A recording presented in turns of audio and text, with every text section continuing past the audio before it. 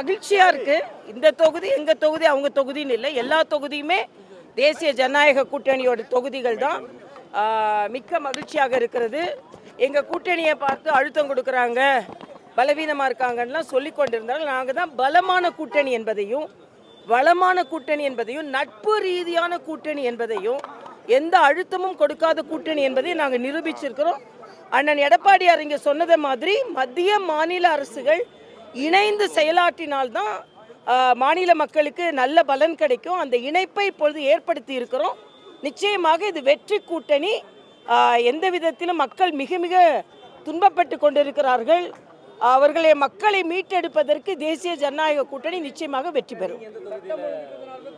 என் கட்சி என்ன அறிவிக்குதோ அந்த தொகுதியில் போட்டி போடுவேன். எல்லாமே சட்டம் ஒழுங்கு மட்டும் இல்லை, சட்டம் ஒழுங்கு இல்லை, ஒழுங்கு இல்லை, பெண்களுக்கு பாதுகாப்பு இல்லை, விலைவாசி எல்லாம் ஏறி கிடக்கிறது. ஆனால் ஒரு வியாபாரமாக ஒரு விளம்பர அரசு மாத்திரம் நடந்து கொண்டிருக்கிறது. மக்கள் இதை கவனித்து கொண்டிருக்கிறார். 4 முனை போட்டிலாம் இல்லை, 2 முனை போட்டி தான்.